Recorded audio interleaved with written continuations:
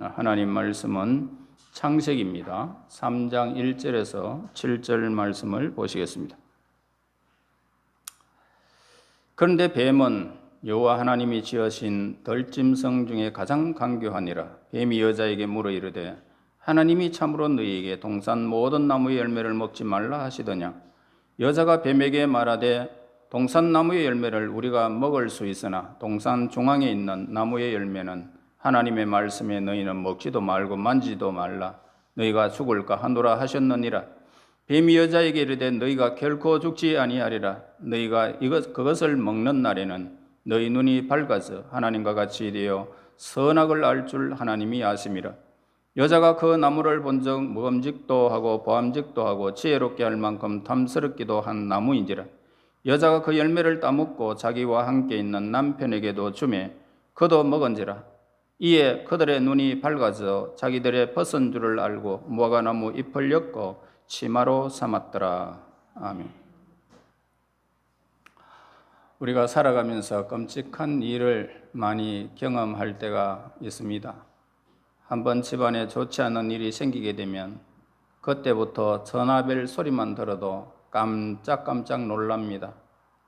또 가족 중에 누군가 병에 걸려서 심한 고통을 겪거나 죽어갈 때도 도대체 왜 이런 일이 우리에게 일어났는지 의문이 생기기도 하는 것입니다.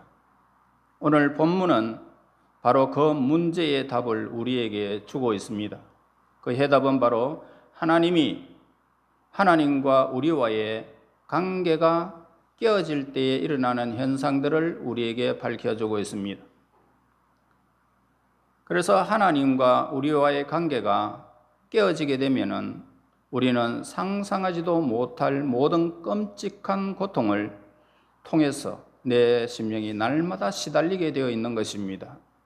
성경은 하나님을 떠난 그런 인간은 절대로 행복할 수 없다라고 합니다.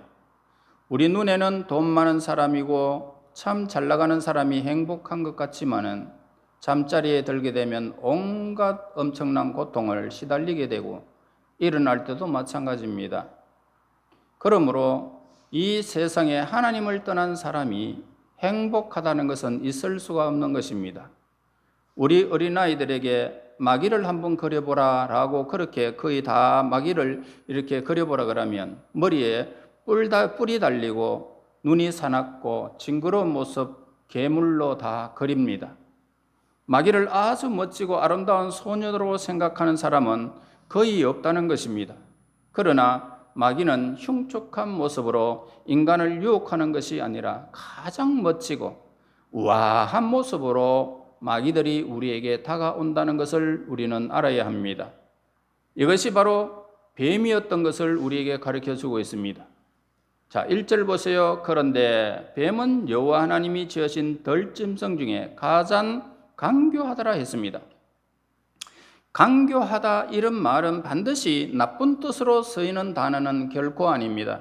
간교하다는 것은 아주 지혜롭고 슬기로우며 남의 마음을 아주 잘 알아준다는 그런 뜻입니다. 자, 우리는 구체적으로 뱀이 어떻게 여자의 마음에 들게 행동했는지 우리는 그 상황을 알지는 못합니다. 마귀는 이 뱀을 통하여 여자를 유혹을 했고 끝없는 낭떠러지에 떨어지게 만들었다는 것입니다. 우리가 알아야 할 것이 뭘까요? 여기서 나오는 뱀은 그냥 뱀이었다는 사실을 우리는 알아야 됩니다. 여기에 말을 한다고 해서 뱀이 어떻게 변화되었던지 그런 것 전혀 아닙니다. 그러나 문제는 뭐냐면 이 뱀이 말을 했다는 것입니다. 사실 껍데기는 짐승이었지만은 그 안에는 뱀의 안에는 무엇이 들었다? 마귀가 들어있었다는 것입니다. 그래서 뱀이 말을 하게 된 것은 분명히 사탄의 힘이었다는 거지요. 그래서 사탄은 인간이 만들어질 때부터 멸망당하기로 결정되어 있는 영물의 존재였던 것이죠. 그래서 마귀는 하나님의 형상을 가지고 있고 영원한 영광이 약속되어 있는 이 인간에게 이기심을 가지고 질투심을 가지고 그 인간들을 참을 수 없이 본 것입니다. 그래서 물론 마귀가 뱀 안에 들어갈 수 있었던 것은 하나님의 허락이 있었기 때문이었던 겁니다. 놀라운 사실이 있다면 뭐냐면 하나님께서는 인간이 가장 무서운 사탄에게 시험당하는 것을 하나님이 허락했다는 것을 우리는 알게 됩니다. 자, 이것은 하나님께서 우리에게 주실 영원한 생명이 없다면 설명할 수 없는 참으로 비참한 일들을 우리는 여기에서 발견할 수가 있습니다.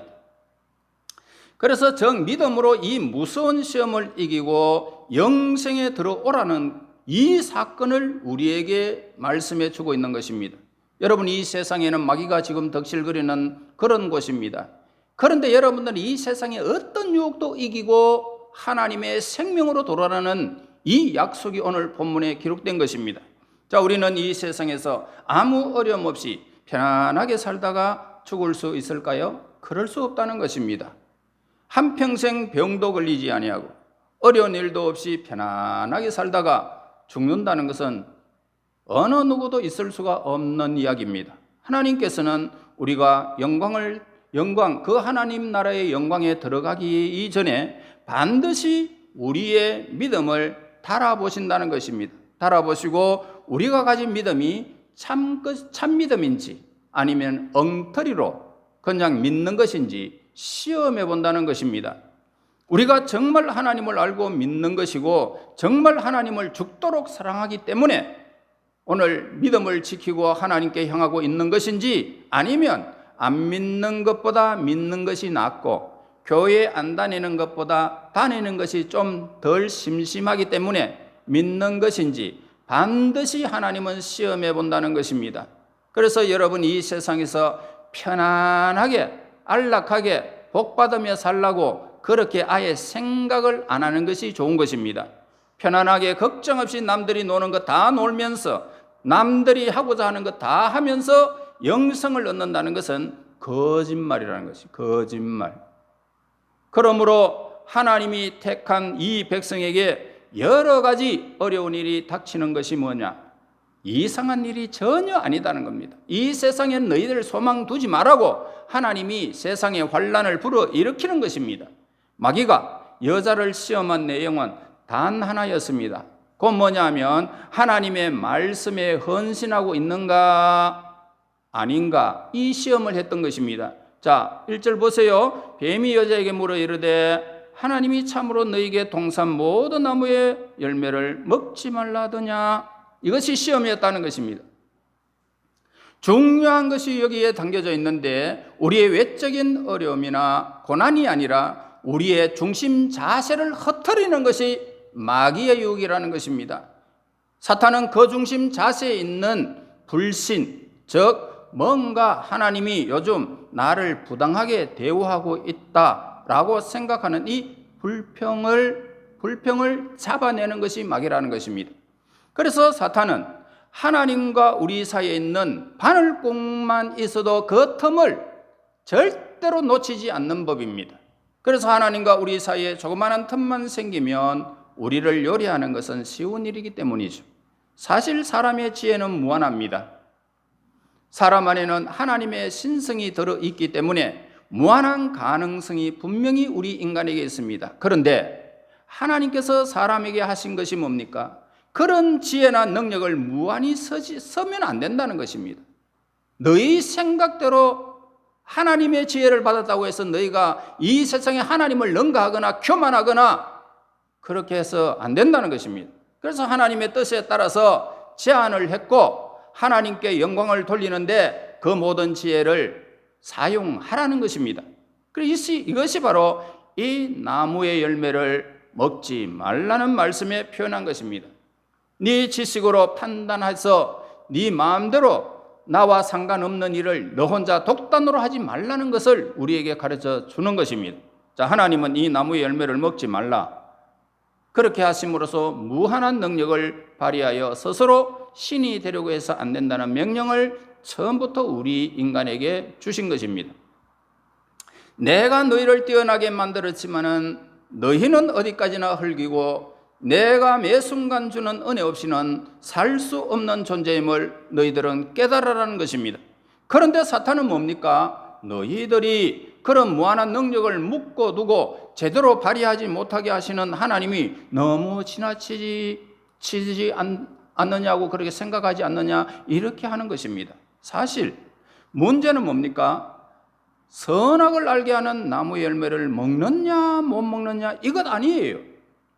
그것 아니고 사람이 하고 싶은 것이 너무 많잖아요. 우리가 하고 싶은 것이 많아요. 그런데 하나님이 걸림돌이 되더라는 겁니다.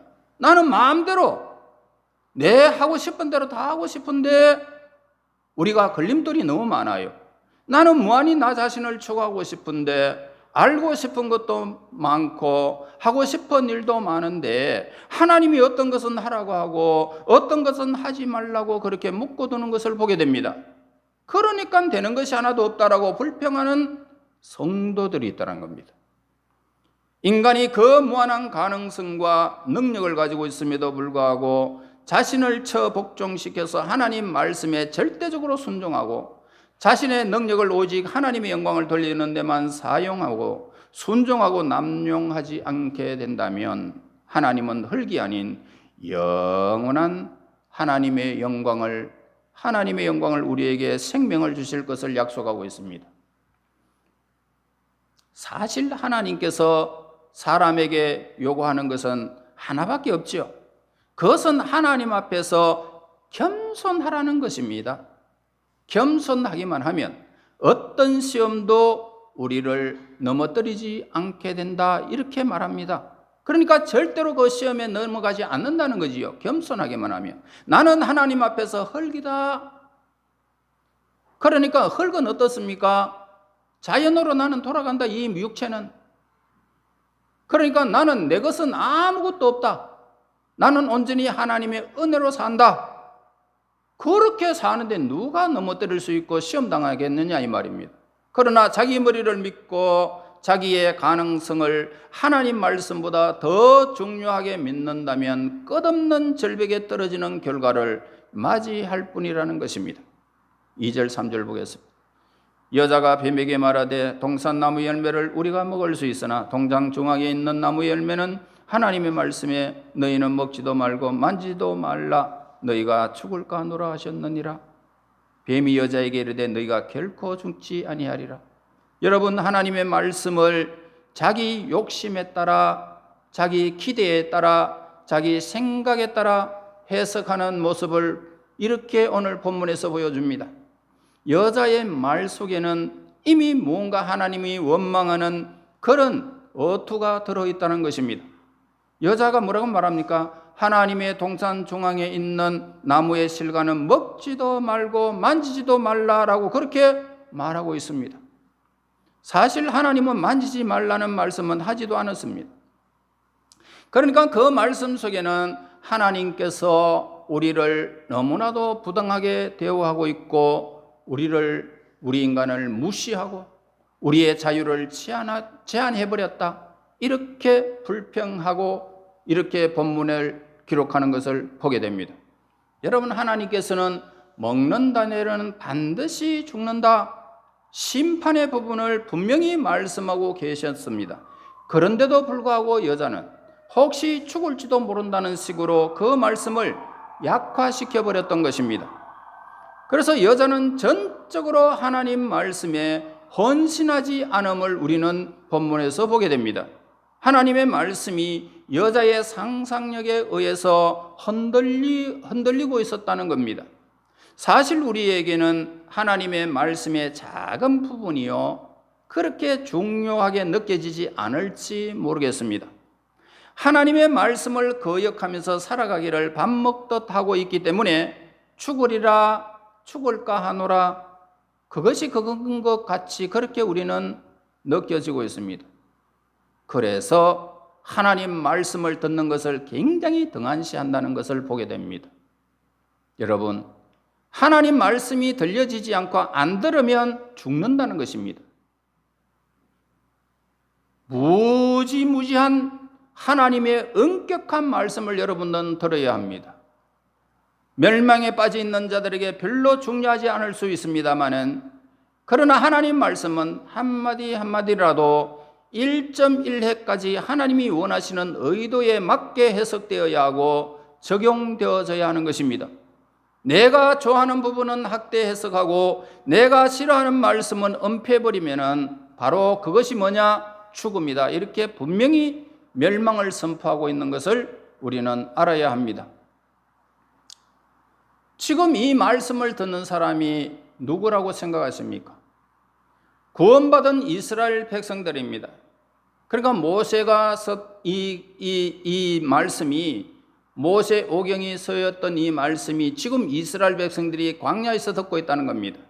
모세는 이 여자의 했던 것처럼 자기 마음에 드는 부분을 확대하고 강조하고 자기 생각에 재미없는 부분은 숨겨버리고 그렇게 하면 멸망이 온다는 것입니다.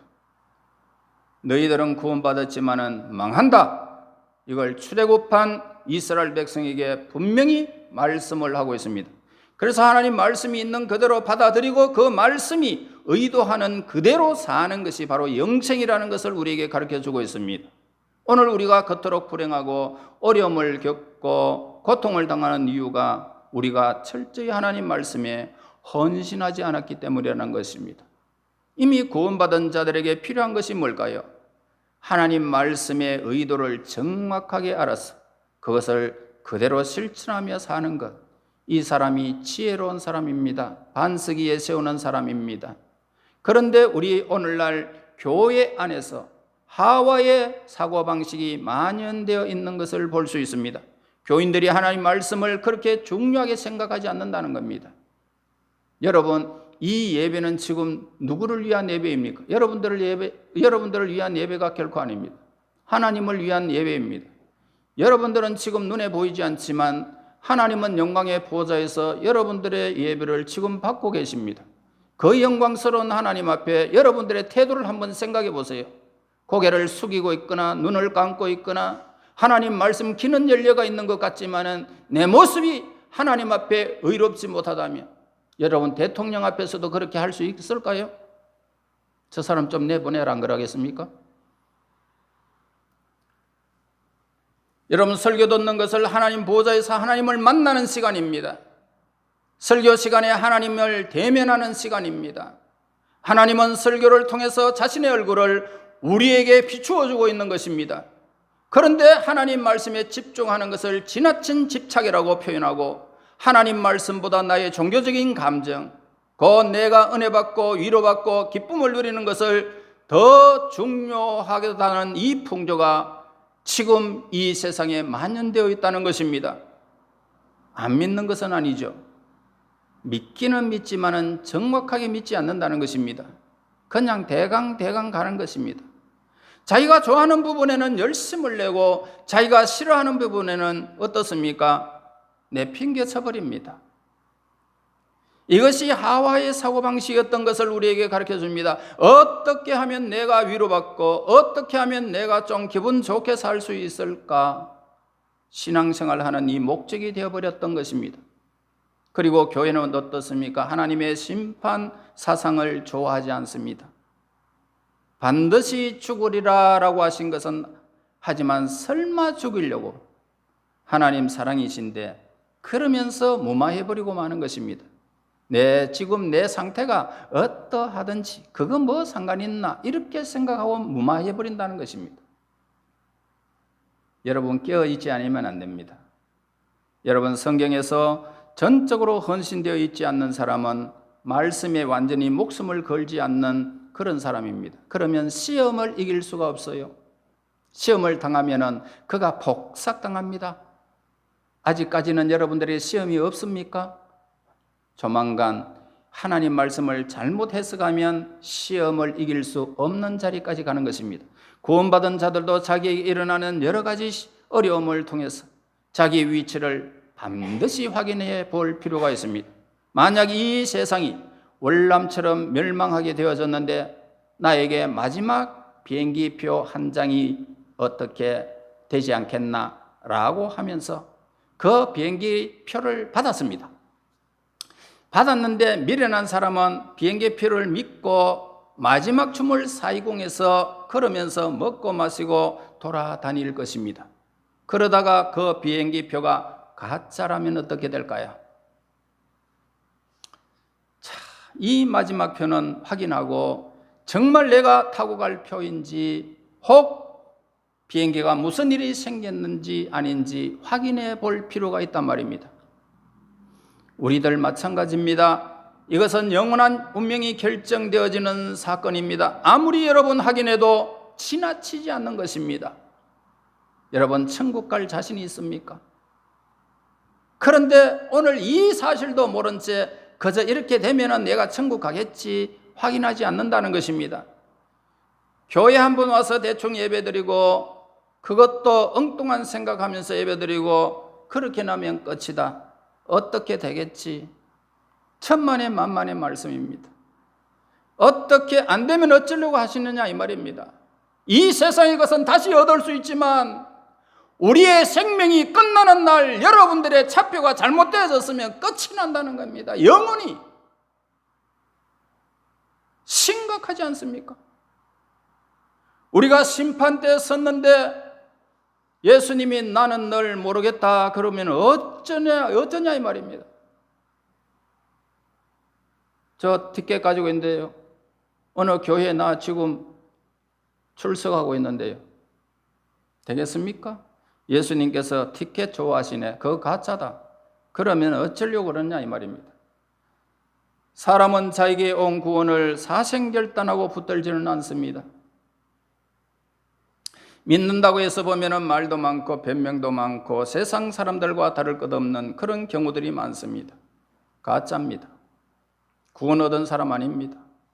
여러분 하나님 백성이 할 일은 말씀 하나 붙들고 죽는 것입니다.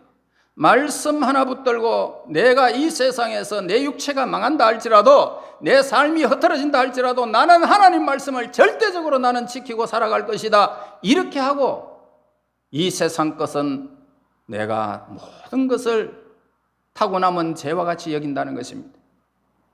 여러분 무엇을 먹을지 무엇을 입을지 우리 하나님은 염려하지 말라고 하셨습니다.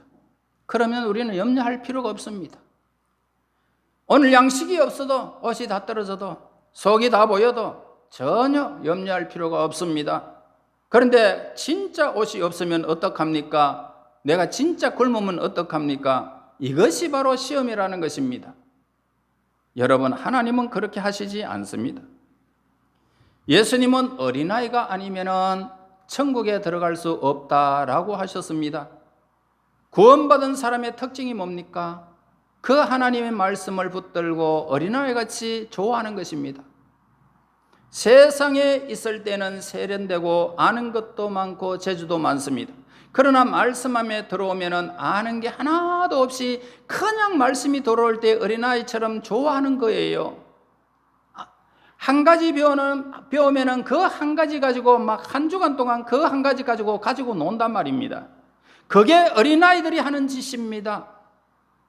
진리 안에서 어린아이가 되지 않으면 오늘 새로 출발하지 않으면 지금까지 잘 믿어온 거 봉사해온 거 다 물리치고 오늘 이 자리에 새로 태어나지 않으면 오늘 우리는 위험하다는 것입니다. 여러분 어린아이들 같이 그렇게 되지 않으면 결단코 천국에 들어가지 못하겠다라고 예수님께서 심판주 예수님께서 말씀하셨어요. 결단코 그렇게 되겠지 아닙니다. 응애 하면서 주는 밥 먹고 가르쳐 주는 것을 배우고 모르는 것을 모른다 해야 됩니다. 그렇게 할 때 성령의 역사가 나타나고 하나님의 능력이 그들에게 임하는 것입니다. 오늘 내가 예수님 안에서 어린아이가 되지 않는다면 나는 진리를 구경만 하고 있는 사람입니다. 오늘 얼마나 많은 사람들이 구원 밖에 있으면서 구원 안에 있는 것으로 착각하고 사는지 모릅니다. 제가 행위구원을 강조한다라고 생각하지 마십시오. 성령께서 그렇게 말씀하고 있기 때문에 제가 증거하고 있습니다. 제가 성경 말씀을 붙들고 그 말씀에 죽으려고 했던 이유는 그것이 바로 하나님의 능력이기 때문입니다. 똑똑하지 않는 사람이 이 세상에 누가 있습니까? 자기 가능성을 다 개발하고 싶지 않는 사람이 이 세상에 누가 있겠습니까? 다만 영생이 있기 때문에 하나님과 함께 할 삶이 있기 때문에 그것을 내가 마음껏 사용하고 있지 않단 말입니다. 말씀 안에서 어린아이가 되지 않으면, 말씀을 붙들고 망할 생각하지 않으면, 말씀을 붙들고 이 세상의 수많은 것들을 이기고 참고 인내하지 않으면 이 세상에서 소외되고 손가락질을 당하고 죽을 생각을 하지 않으면 구원의 능력은 절대로 나의 능력이 되지 않는다는 것을 우리는 알아야 하는 것입니다. 사탄은 여자가 하나님 말씀에 전적으로 헌신되어 있지 않다는 것을 금방 알아차리고 말았습니다. 사탄이 확인하려고 하는 것이 뭡니까? 바로 이것이에요. 4절 5절 보세요. 뱀이 여자에게 이르되 너희가 결코 죽지 아니하리라. 너희가 그것을 먹는 날에는 너희 눈이 밝아져 하나님과 같이 되어 선악을 알게 할 줄을 아심이라. 사탄이 강하게 불어 넣어준 것이 뭘까요? 거짓 확신이라는 것입니다. 거짓 확신. 거짓 확신은 아무 확신이 없는 것보다 몇 배 더 위험한 것입니다. 신앙이 아닌 것을 신앙이라고 붙들고 있는 사람은 불신자들보다 더 위험한 것입니다. 사탄이 넣어준 거짓 확신은 뭘까요? 하나는 죽지 않는다는 것입니다. 반드시 죽으리라는 것을 죽지 않는다라고 바꿔놔 버렸습니다. 사탄이 말한 다른 하나는 뭡니까? 하나님과 같아진다는 것입니다. 눈이 밝아진다는 것이 무슨 뜻일까요? 이것은 시력이 좋아진다는 것이 아니라 새로운 사실을 깨닫게 된다는 그런 뜻입니다. 그래서 아담과 하와는 하나님을 의지하지 않고 무조건 죽는 줄 알았던 것입니다. 하나님을 의지하지 않으면 무조건 죽는 줄 알았는데, 그러나 한번 불순종해도 죽지 않더라는 겁니다. 새로운 사실에 눈을 떠버렸습니다. 하나님으로부터 독립해도 망하는 것이 아니네. 오히려 편하다는 사실을 깨달은 것이 바로 눈이 밝아졌다는 그런 뜻입니다. 하나님 없어도 내가 살아갈 수 있네. 이게 새로운 눈이 밝아졌다는 겁니다. 사탄이 노리는 것이 바로 이것이었습니다. 하나님과 나 사이에 틈이 생겼던 것입니다. 하나님 말씀을 전적으로 신뢰하지 못하는 그 틈을 노렸던 것이죠. 그 틈만 생기면 그 다음은 간단한 문제죠. 예수님은 40일 동안 금식하며 굶주렸지만 하나님 말씀에 헌신하고 하나님을 신뢰해서 나는 굶어 죽어도 너의 말을 듣지 않을 것이다. 사탄아 물러가라 했습니다. 그럴 때에 마귀는 손쓸 틈을 주지 않았습니다. 하나님께 가장 악한 것이 무엇일까요? 하나님의 말씀을 무시하고 하나님을 업신여기는 것입니다. 하나님과 나 사이에 원망과 불평이 틈이 벌어지게 하는 것입니다. 그렇게 되면 하나님의 은혜가 끊겨져 버립니다. 그때 마귀가 우리를 지배하는 것은 아무것도 아니라는 것입니다. 사탄은 우리를 완전히 멸망시킬 수 있고 얼마든지 인간을 지배할 수 있습니다. 그러므로 우리에게 가장 무서운 것이 있다면 하나님과 나 사이에 틈이 생기는 것입니다. 그러면 원망이 들어옵니다. 나를 대단한 존재로 생각하게 된다는 것입니다. 하나님이 어떻게 나를 이렇게 대할 수 있는가 생각할 때부터 사탄은 공격이 이렇게 본격화되는 것입니다. 그러나 자신을 낮추면 이길 수 있습니다. 나는 흙이다, 뒷거리다. 하나님의 은혜 없이는 한순간도 살 수 없다. 내가 가지고 있는 것은 다 하나님이 맡겨주신 것이고 하나님의 것이야. 이런 사람은요, 사탄이 여러분들의 손쓸 틈을 주지 않습니다. 손 쓰지도 못합니다. 그렇게 사세요. 그렇게 사세요. 똑똑하다고 생각하는 사람, 자기를 정말 괜찮다라고 생각하는 사람, 그 사람이 바로 사탄의 노예인 것입니다. 하나님이 우리에게 어떻게 하실까요? 사탄으로 하여금 우리를 마음껏 괴롭히고 낮추며 고통을 주게 한다. 그리고 우리가 그 고통 가운데 자기 자신의 참된 모습을 깨닫고 하나님께로 돌아오는 것을 그렇게 하는 것입니다. 그러니까 내가 왜 고통을 당할까? 이게 사탄이 나를 유혹하는 것이구나. 이렇게 깨닫고 나는 뒷거리다. 나는 하나님 은혜 없이는 살 수가 없다. 이걸 깨닫는 것이 하나님의 은혜를 체험하는 사람인 것입니다. 구원받은 사람입니다. 바닥까지 내려간 사람은 다시 올라올 수 있습니다. 왜냐하면 하나님만 바라보기 때문입니다. 하나님께서 낭패와 실망을 다 당한 후에 하나님께로 돌아오게 하시는 것입니다. 조건 없이 예수님을 나의 주 나의 하나님으로 고백하고 만드는 것입니다. 이것이 하나님의 지혜인 것입니다. 하나님께서 우리를 구원하신 것은 그냥 편안하게 믿게 하기 위해서 우리를 구원하신 것이 아닙니다. 구원받은 자의 특징이 있다면 하나님 말씀에 사생결단하는 것입니다. 이 구원 안에 들어온 자에게는 말씀이 전부예요. 그래서 말씀만 붙들면 다른 것은 다 잃어버려도 여러분 괜찮아요. 하나님이 여러분들에게 시험하면 육체의 질병을 주면은 질병이 그것이 다 나은가 동시에 전에보다 더 건강을 주실 것이고, 물질에 내가 시험을 받아서 물질이 어려움을 당하게 되면 그 물질을 또 더 많은 물질로 우리에게 주신다는 사실을 우리는 깨달아야 하는 것입니다. 그래서 하나님을 향하는 자는 하나님을 향하고 하나님과 나와의 관계를 늘 맺는 사람은 이 세상에 어떤 일이 있어도 우리는 전혀 두려워할 이유가 없는 것입니다. 6절과 7절 보겠습니다. 여자가 그 나무를 본즉 믿음직도 하고 보암직도 하고 지혜롭게 할 만큼 탐스럽기도 한 나무인지라 여자가 그 열매를 따먹고 자기와 함께 있는 남편에게도 주매 그도 먹은지라 이에 그들의 눈이 밝아서 그들의 벗은 줄을 알고 모아가 잎을 엮어 치마로 삼았더라. 자, 아담과 하와가 드디어 무서운 죄를 범하고 말았습니다. 어려움이 온다고 해서 다 시험이 되는 것은 아니에요. 중요한 것이 뭐냐면 어려움을 대하는 태도가 우리의 모습입니다. 원래 그냥 나무 열매는 똑같은 열매였지만은 욕심을 가지고 보니까 그 열매가 하나님 말씀보다 더 능력이 있는 것 같고 더 지혜를 줄 것 같고 거기에 복이 임할 것 같아 이 말입니다. 그러니까 그러자 더 이상은 참을 수가 없었죠. 진짜 시험이 되어버린 것입니다.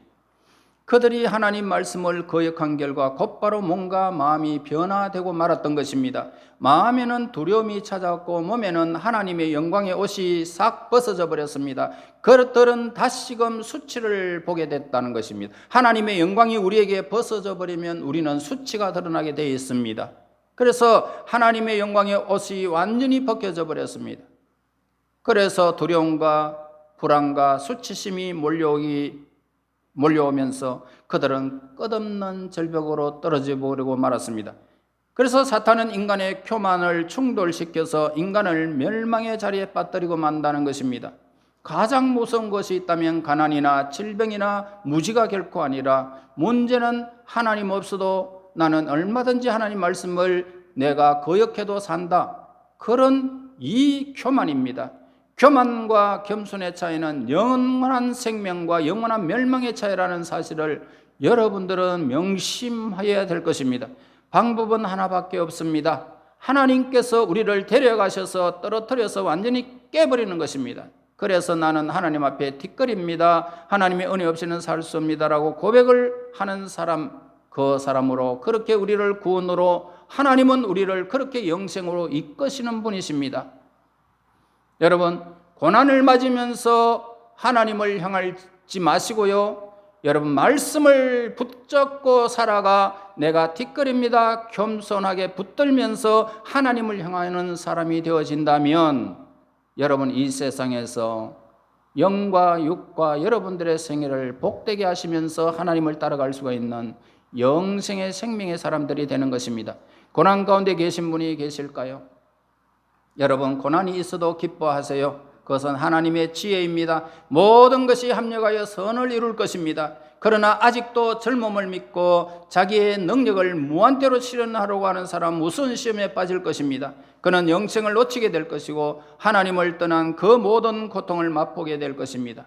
여러분, 고난을 통해서 이 세상에서 하나님 앞에 뒷거린 것을 기억하고 겸손을 배우시기 바랍니다. 겸손하면 이 세상에서 누리지 못할 축복이 아무것도 없이 여러분들에게 다 누리게 할 것입니다.